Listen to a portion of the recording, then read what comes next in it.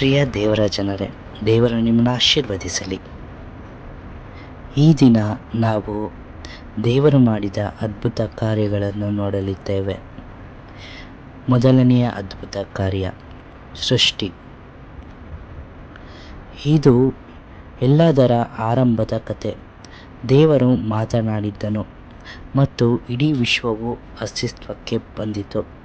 ನಕ್ಷತ್ರಗಳು, ಗ್ರಹಗಳು, ನಮ್ಮ ಭೂಮಿ ಮತ್ತು ಎಲ್ಲ ಪ್ರಾಣಿಗಳು ಮತ್ತು ಸಸ್ಯಗಳು ಹುಟ್ಟಿದವು.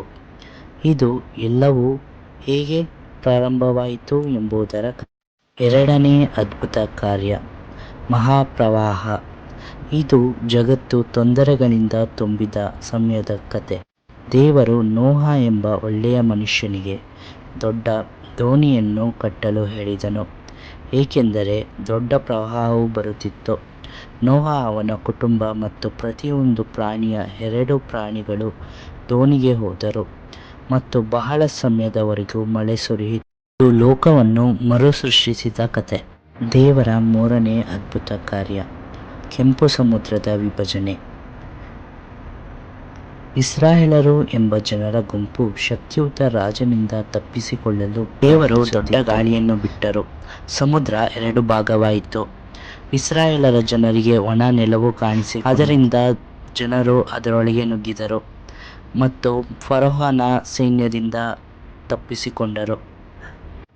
ದೇವರು ಈ ಕಥೆಯ ಮೂಲಕ ನಮಗೆ ನಮ್ಮ ಕಷ್ಟದ ಸಮಯದಲ್ಲಿ ನಮಗೆ ಸಹಾಯ ಮಾಡುತ್ತಾನೆ ಎಂಬುದರ ಭರವಸೆಯನ್ನು ಕೊಡುತ್ತಾನೆ. ನಾಲ್ಕನೇ ಅದ್ಭುತ ಕಾರ್ಯ ಜೆರಿಕೋದ ಗೋಡೆಗಳು ಬಿದ್ದವು. ಜೆರಿಕೋ ನಗರವು ದೊಡ್ಡ ಗೋಡೆಗಳನ್ನು ಹೊಂದಿದ ನಗರವಾಗಿತ್ತು. ಇಸ್ರಾಯೇಲ್ ಜನರು ದೇವರ ಸೂಚನೆಯಂತೆ 6 ದಿನಗಳ ಕಾಲ ನಗರದ ಸುತ್ತಲೂ ಮೆರವಣಿಗೆ ಮಾಡಿದರು. 7ನೇ ದಿನ ಅವರು 7 ಬಾರಿ ಅದರ ಸುತ್ತಲೂ ಮೆರವಣಿಗೆ ಮಾಡಿದರು ಮತ್ತು ಯಾಜಕರು ತುತ್ತೂರಿ ಊದಿದಾಗ ಗೋಡೆಗಳು ಬಿದ್ದವು. ಇದು ನಂಬಿಕೆ ಮತ್ತು ದೇವರ ನಿರ್ದೇಶನಗಳನ್ನು ಅನುಸರಿಸುವ ಕಥೆ. 5ನೇ ಅದ್ಭುತ ಕಾರ್ಯ ಎಲಿಜಾ ಮತ್ತು ಕರ್ಮೆಲು ಪರ್ವತ.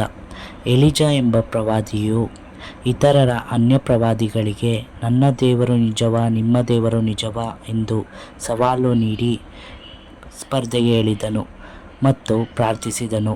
ಆಕಾಶದಿಂದ ಬೆಂಕಿಯು ಬಂದಿತು. ಇತರ ಪ್ರವಾದಿಗಳು ಪ್ರಾರ್ಥಿಸಿದರು, ಆದರೆ ಏನೂ ಆಗಲಿಲ್ಲ. ಈ ಕಥೆಯು ಪ್ರಾರ್ಥನೆಯ ಶಕ್ತಿಯನ್ನು ತೋರಿಸುತ್ತದೆ.